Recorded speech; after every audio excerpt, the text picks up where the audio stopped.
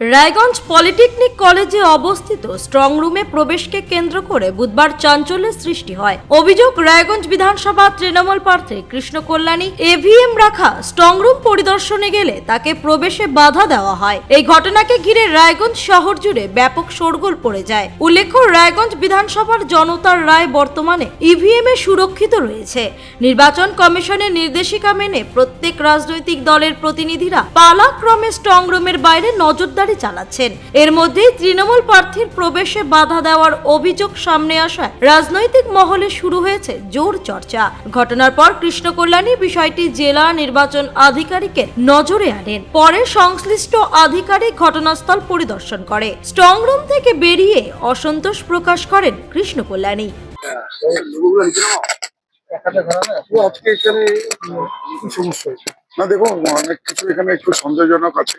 হ্যাঁ, আজকে প্রথমে হচ্ছে সকাল 3টে থেকে 3:40 40 অব্দি 40 মিনিট সিসিটিভি ক্যামেরা বন্ধ থাকে। আর আমাদের যারা লোকরা রয়েছে নজরদারির জন্য, তারা এখান ভিতর থেকে 5টা ট্যাঙ্ক 4টা ট্যাঙ্ক গাড়িতে নিয়ে গিয়ে গাড়িতে লোড করে। আমাদের কর্মীরা প্রতিবাদ করলে পরে তারপর নাকি ট্যাঙ্কগুলো আবার ভিতরে ঢুকানো হয়। এই যে ট্যাঙ্ক যেটা ঢুকানো হচ্ছে, এনাদের কাছে কোনো রিটার্ন পারমিশন নেই, কোনো কিছু নেই। এই 40 মিনিট সিসিটিভি বন্ধ হয়েছে। এর আগের দিনও দেখলাম 10 মিনিট বন্ধ হয়েছে। আজকে আমি স্ট্রং রুম ভিজিট করতে আসার জন্য আমাকে আটকানো হলো। আমি তারপর ডিএম স্যারকে ফোন করলাম। ডিএম স্যার আবার এসডিও স্যারকে ফোন করতে বললেন, ওনাকে ফোন করলাম। তারপর উনি আরো মানে জয়েন্ট ভিডিওকে পাঠালেন, ওনারা নিয়ে তারপর আমি ভিজিট করলাম।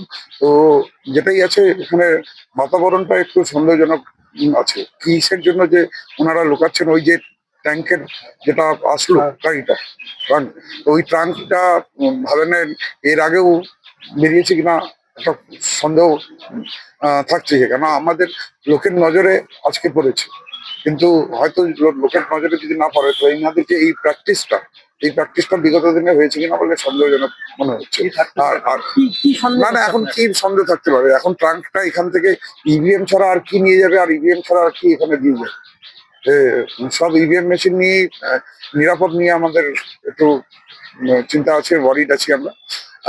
আমি পুলিশ প্রশাসনকে বলবো যে একটু আরো বেশি ট্রান্সপারেন্ট ওয়েতে যে টিভি গুলো লাগানো আছে, ছোট স্ক্রিন আছে, মনিটরিং করতে অসুবিধা হচ্ছে, সেখানে যদি একটু বড় স্ক্রিন দেওয়া হয়। আর এই সিসিটিভির যদি এক্সেস যদি দেওয়া হয়, ভাবেন মিডিয়াতে যদি দেওয়া হয়, তাহলে মনে হয় আমার মনে হয় একটু ট্রান্সপারেন্সিটা থাকবে। আমি আর যে 2 দিন সিসিটিভি বন্ধ ছিল, 2 দিনেরই আমি কমপ্লেন করেছি। আর আমরা টিজার ভিডিওটা আমরা রেকর্ডিংটা চাই। হ্যাঁ, আর আশা করবো ডিএম স্যার কালকের মধ্যে আমাদের আশা করবো।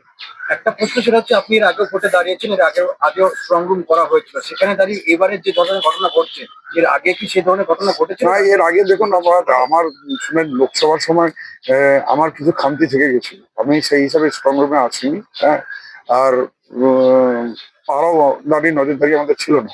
তো সেই সময় মানে লোকসভার রেজাল্টটা একটু অন্যরকমই হয়েছিল। যাই হোক, জনাদেশ মাথা পেতে নিয়েছি। কিন্তু এবার ভাবে না, কোনো রকম চক্রান্ত ষড়যন্ত্র করে যদি মানে গণতন্ত্রকে হত্যা করা হয়, তার বিরুদ্ধে আওয়াজ তুলবে কিন্তু রায়গঞ্জের জনগণ।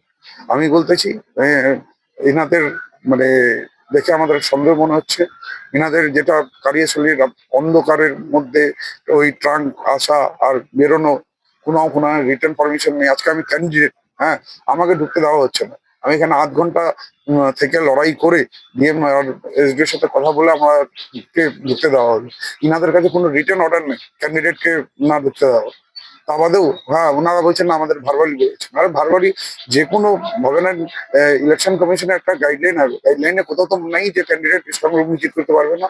তো আমরা আজকে স্ট্রং রুম ভিজিট করতে চাইছি, আমাদের বাধা দিচ্ছে কেন? এটার জন্য একটা ভাবনার সন্দেহ থেকে যাচ্ছে। আর আমাকে আধ ঘন্টা এখানে দাঁড় থেকে তারপর লোক আসলো, তারপর গেল। এই আধ ঘন্টার মধ্যে কি হয়েছে না হয়েছে এটাও সন্দেহজনক থাকতেছে। আমাকে যে কোনো সময় আমি সারপ্রাইজ ভিজিটিতে আসলেও আমি যাতে ইভিএম এর স্ট্রং রুমটা যাতে ভিজিট করতে যাই, আমাকে আধ ঘন্টা দাঁড়িয়ে থাকি আর তারপরে এরা বিয়ে করছে, এটা অন্যায়। আমি ইলেকশন কমিশনকে অলরেডি আমি লেটার লিখেছি। হ্যাঁ, এনাদের কিন্তু একটু সন্দেহজনক অবস্থার মধ্যে দিয়ে রয়েছেন। আমি সংবাদ মাধ্যমকে বলবো, আপনারা গণতন্ত্রের চতুর্থ স্তম্ভ, আপনারাও কৈফত নিন, আপনারাও খবর নিন, আর আপনারাও একটা সিসিটিভি এক্সেস যাতে মিডিয়া পায়, তার জন্য আপনারাও ডিএম স্যারের সাথে কথা বলুন। রায়গঞ্জ থেকে রামকৃষ্ণ দাসের রিপোর্ট, ক্লিক নিউজ।